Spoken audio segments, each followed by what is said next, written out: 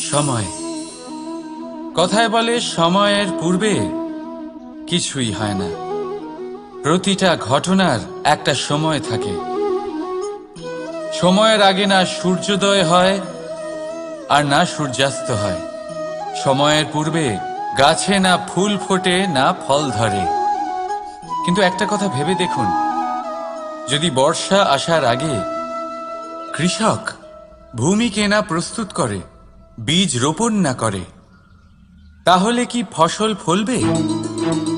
যদি কোনো যোদ্ধা যুদ্ধের পূর্বে নিজের অস্ত্রের ধার না দেয়, তাহলে সে যুদ্ধ কি করে লড়বে?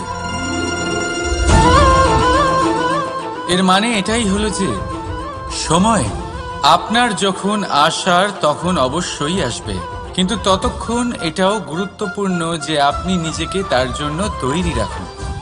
কারণ এই সুযোগ